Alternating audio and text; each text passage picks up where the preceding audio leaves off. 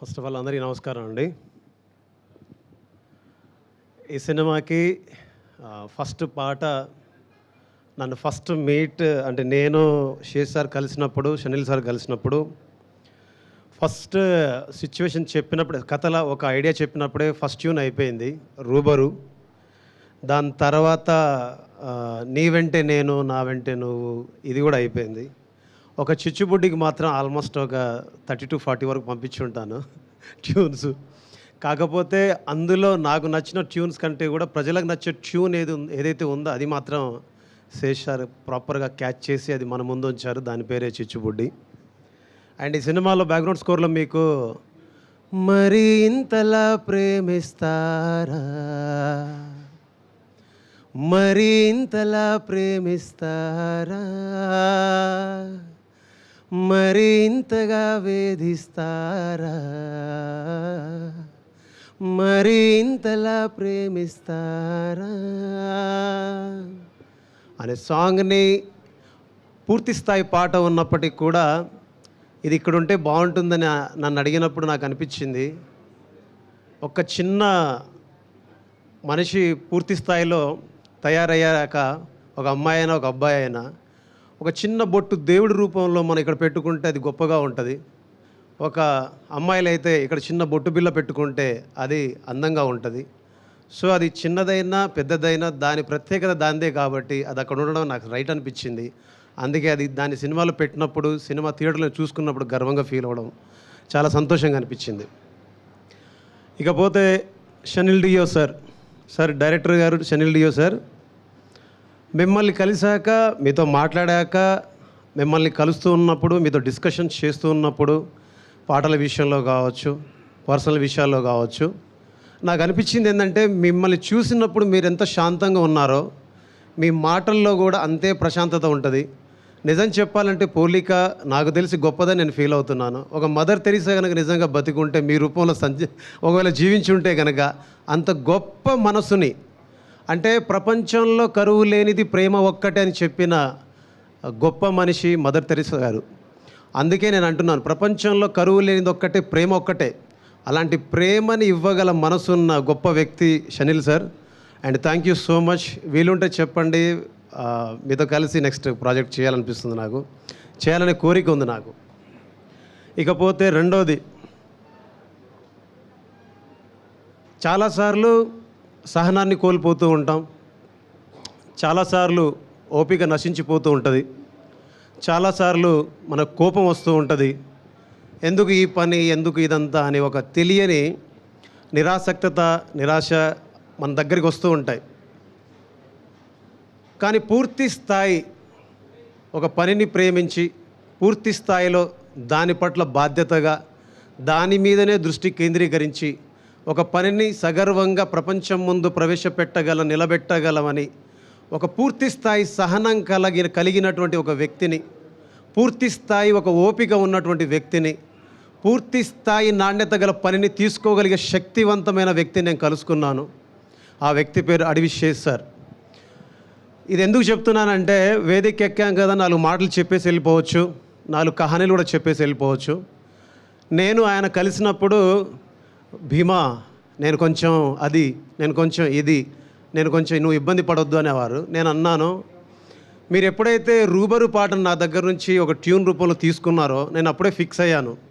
Okay, నేను ఏ ఉద్దేశంతో అయితే చాలాసార్లు ఇలాంటి పాటలు చేయాలని కోరుకున్నాను, ప్రజల ముందు తీసుకెళ్లాలనుకున్నాను, అలాంటి ఒక సినిమా నాకు దొరికిందని నేను ఆశపడ్డాను. అప్పుడు ఏమనిపించిందంటే, నేను సార్తో ఒక మాట అన్నాను, సార్ నేను యాజ్ ఎ మ్యూజిక్ డైరెక్టర్గా మీతో నేను కలిసి పనిచేయట్లేదు, నేను యాజ్ ఎ భీమాగా మీ దగ్గర కలిసి పని నేర్చుకుంటున్నాను. అది నాకు చెప్పడానికి ఈ పూట కూడా నేను గర్వంగా ఫీల్ అవుతున్నాను. బికాస్ ఒక కొత్త తరహా ఆలోచనని ప్రపంచం ముందు తీసుకెళ్లాలంటే కొత్త తరహా మనస్తత్వం కలిగిన వ్యక్తులతో సహవాసం చేస్తేనే సాధ్యమవుతుంది. అందుకే ఇప్పటిదాకా మన తెలుగు పరిశ్రమలో చాలా చూసాం మనం, బట్ ఇప్పటిదాకా అపజయం ఎరుగని ఒక హీరోని మన అడవి శేష్ సార్ రూపంలో చూస్తున్నాం. అపజయం అంటూ ఎరుగని ఒక వ్యక్తిత్వాన్ని ఆయన రూపంలో మనం చూస్తూ ఉన్నాం. అందుకే ఈరోజు మీ అందరితో కలిసి మళ్ళీ మళ్ళీ నిన్నే చూడాలని అంటున్నది మనసే, కాసేపు నువ్వు నేను కలిసే క్షణంలో లోకమంతా తెలిసే నువ్వే నాకు దాదాపుగా అయిపోయావే అలవాటుగా ఎంత ఎంత నేనాపినా నా ప్రాణమే ఆగనంటోందిగా రుబరు ఏ రుబరు ఏ రుబరు రుబరు ఏ రుబరు ఏ రుబరు ఇలాంటి పాటలు మీ దాకా తేగలిగాం.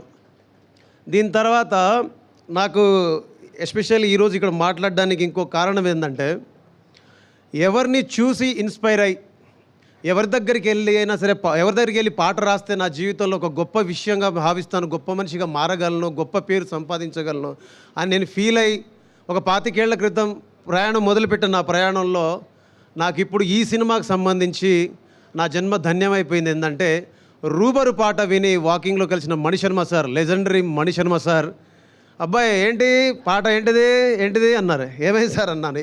చాలా బాగా పాడావయ్యా అన్నారు. ఏం పాట పాడాను సార్ అంటే, అదే రూబరు రూబరు అని అన్నారు. సార్ చెప్పండి నచ్చిందా మీకంటే? నిజంగానే నచ్చింది, చాలా చాలా బాగా పాడావు.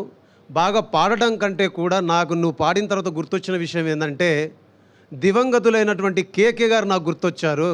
అంత గొప్పగా పాడావయ్యా నువ్వు ఈ పాట నీ వాయిస్కి బాగా సూట్ అయిందని చెప్పారు.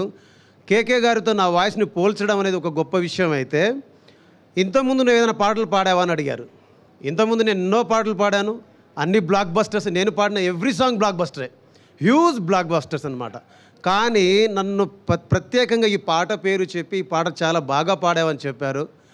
మణిశర్మ సార్, మీకు నా పాదాభివందనం.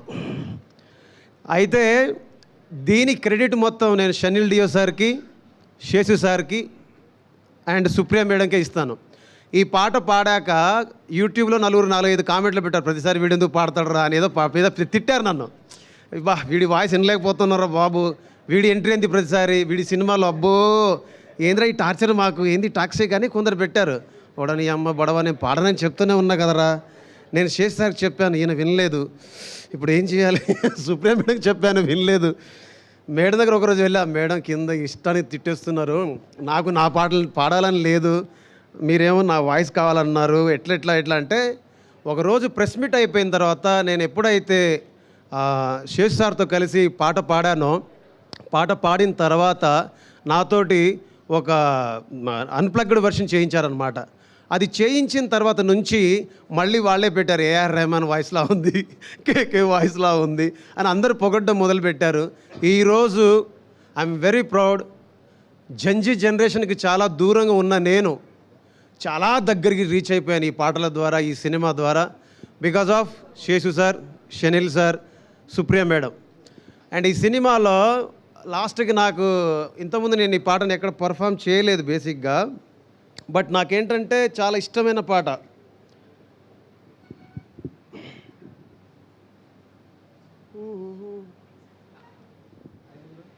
శుభ్రంగా సార్ మీరు పాడతారంటే మాకు అంటకంది అంటే మనం టైం తీసుకోవద్దు. అన్ఎక్స్పెక్టెడ్ మ్యూజికల్ కాన్సర్ట్ ఈరోజు థ్యాంక్స్ మీట్లో. ఏ రోజైతే వదిలేసి వెళ్ళావు నా ప్రేమని, ఆ రోజునే వదిలేసుకున్నాను నాశని. నమ్మేదెలా నా కళ్ళ ముందుంది నువ్వేనని, పొరపాటుగా కలగంటూ ఉన్నానా నిన్నని. నువ్వే నన్ను కాదన్నాక ఏమైపోతానో అనుకుంటూ ఉన్నా, కలిసిన బంధం తెగిపోయాక ఎవరికి ఎవరంటే కడవరకు తెలుసా, తెలిసేనా తెలిపేనా కలిసేనా కలిపేనా ఈసారైనా. కలిసుంటేనే ప్రేమంటారా,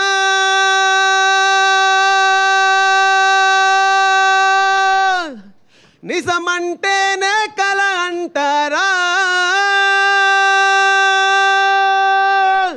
నీ వెంట నేను నా వెంట నువ్వు, మన వెంట ప్రేమ అలలాంటిదేనా, నాతోటి నువ్వు నీతోటి నేను, మనకున్న ప్రేమ అనుకున్నదేనా. ఈ పాటలు రాసిన భాస్కర్ భట్ల సార్.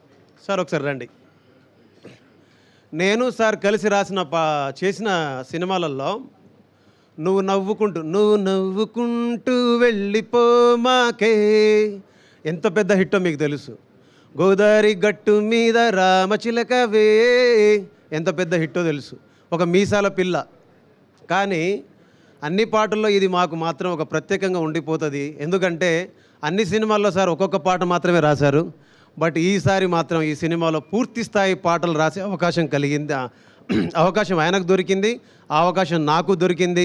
ఆ అవకాశం ఇచ్చినందుకు, అన్ని పాటలు రాసే అవకాశం ఇచ్చినందుకు మనస్ఫూర్తిగా చేసి sir, Shanil sir, Supriya madam, thank you so much. నేను ఫైనల్గా చెప్పాల్సిన వర్డ్స్ సుప్రియ మేడం గారి గురించి 2 ముక్కల్లో చెప్పేస్తాను. ఎక్కువ టైం తీసుకున్నట్టు క్షమించండి. అన్నపూర్ణ స్టూడియో ముందు ఇంతకుముందు వాటర్ పైప్ లీక్ అవుతూ ఉంటుంది అనమాట. ఆ వాటర్ పైప్ లీక్ దగ్గర నుంచే వాటర్ వస్తుంటే ఆ వాటర్ తీసుకొని అక్కడే బట్టలు ఉతుక్కొని అక్కడే పాటలు రాసుకుంటూ అక్కడే ఆ పిచ్చి మొక్కల మీద ఆరబెట్టుకొని అక్కడి నుంచి ఈ స్టూడియోలోకి ఎలా రావాలి, వీళ్ళని ఎలా కలవాలి అని సుమారుగా ఒక 8 సంవత్సరాలు అక్కడ తిరిగేవాడిని, కలవడానికి ప్రయత్నాలు చేసేవాడిని, తన్నులు తినేవాడిని, ఎదురు చూసేవాడిని. కానీ ఒకరోజు రానే వచ్చింది అన్నపూర్ణ స్టూడియోలోకి నన్ను తీసుకెళ్ళి ఒక స్టూడియోలో నాకంటూ ఒక రికార్డింగ్ స్టూడియో పెట్టుకొని పనిచేసే అవకాశం ఈ నేచర్ ప్రకృతి కల్పించింది. అలాంటి ప్రకృతి నాకు దీవెనలు ఇచ్చి సాక్షాత్తు ఒక కనకదుర్గమ్మ అంటే బెజవాడ దుర్గమ్మ లాంటి ఒక గొప్ప దేవాలయంలోకి నన్ను ప్రవేశపెట్టింది. అక్కడ సుప్రియమ్మను కలిసే అవకాశం, మాట్లాడే అవకాశం మాత్రమే కాకుండా కలిసి సినిమా చేసే అవకాశం, అన్నపూర్ణ స్టూడియోస్ ప్రజెంట్స్ అని పెట్టుకున్నప్పుడు పైన ఆ బ్యానర్లో సినిమా చేసే అవకాశం అండ్ మేడంతో సాక్షాత్తు కలిసి పనిచేసే అవకాశం దొరికినందుకు భగవంతుడికి, ప్రజలకి, నాతో నన్ను నడిపించిన పాటకి నేను ఎప్పుడు ధన్యవాదాలు చెప్పుకుంటూ, అమ్మ థ్యాంక్ యూ సో మచ్ అమ్మ, మీకు రుణపడి ఉంటాను. మీ స్టూడియోలో అంటే నేను అడుగుపెట్టిన దగ్గర నుంచి అమ్మ Dhamaka block buster, Balagam block buster, mad block buster, mad 2 block buster, Tillu square block buster, సంక్రాంతికి వస్తున్నాం block buster, Shankara Varaprasad block buster, now my dacoit Adivi Sesh sir dacoit also block buster. Thank you so much, thank you so much, love you all.